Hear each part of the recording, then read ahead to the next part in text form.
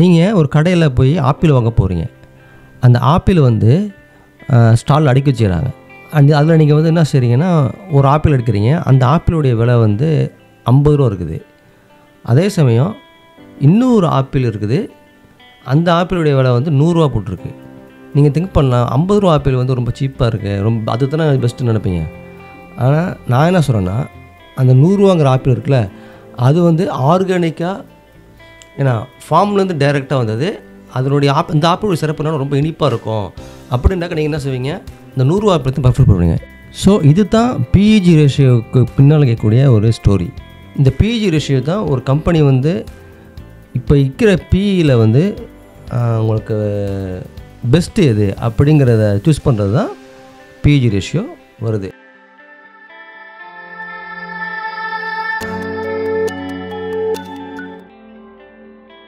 நீங்கள் நம்ம சேனலுக்கு புதுசாக வந்தீங்கன்னா please subscribe to YouTube and hit the like button. Like பண்ணாக்கா யூடியூப் வந்து அடுத்து அவங்களுக்கு எடுத்து காமிக்கும். தேங்க்ஸ் ஃபார் வாட்சிங்.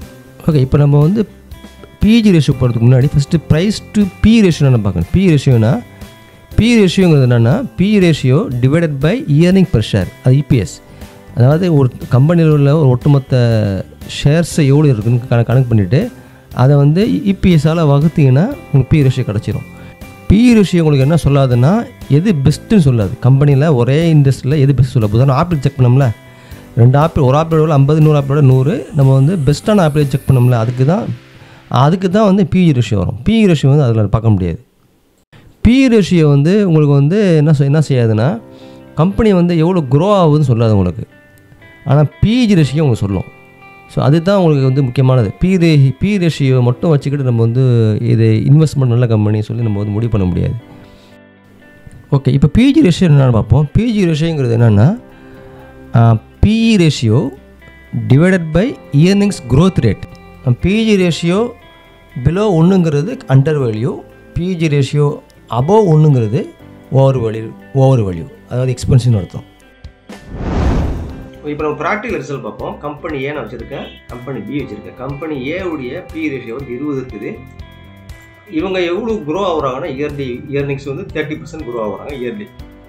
கம்பெனி பி வந்து இவங்களுடைய பி ரேஷியோ 15 இருக்குது, க்ரோத் ரேட் 10 இருக்குது. இப்போ நீங்கள் நினைக்கலாம் கம்பெனி பி தான் சீப்பாக கிடையாது, அப்போ இதில் தான் இன்வெஸ்ட் பண்ணணும்னு நினைக்கலாம். ஏன்னா இவங்களோட பி ரேஷியோ 15 இருக்குது, இவங்க 20 இருக்குது. நம்ம இதுக்கு தான் வந்து பிஇஜி ரேஷியோ வருது. இவங்களோட க்ரோத் ரேட் 30%, இவங்களுக்கு க்ரோத் ரேட் 10% தான். அப்போ இதில் வந்து பெஸ்ட்டான இன்வெஸ்ட்மெண்ட் எது, கம்பெனியா கம்பெனி பியா? அதுக்கு என்ன செய்யணும்னா பிஇஜி ரேஷியோ செக் பண்ணுங்கள். பிஇ ரேஷியோ செக் பண்ணாக்கா பிஇஜி ரேஷியோ கம்பெனி ஏவோட என்ன பார்த்தீங்கன்னா, P ratio 20 divided by growth rate 30, 0.67 இருக்குது. ஸோ இது அண்டர் வேல்யூ. கம்பெனி பிஏ பார்த்தீங்கன்னா பிஇ ரேஷியோ 15 இருக்குது. பிஇஜி ரேஷியோ வந்து இது இவங்களோட கம்மியாக இருந்தாலும் இவங்களோட க்ரோத் ரேட்டு 10% இருக்குது. இப்போ பி ரேஷியோ 15 டிவைடட் பை 10 போட்டிங்கன்னா 1.5. ஸோ இது வந்து ஓவர் வேல்யூவாக இருக்குது, ப்ளஸ் இவங்களோட க்ரோத் ரேட்டு கம்மியாக இருக்குது. ஸோ நம்ம டிசிஷன் வருவோம், கம்பெனி ஏ தான் பெஸ்ட்டு.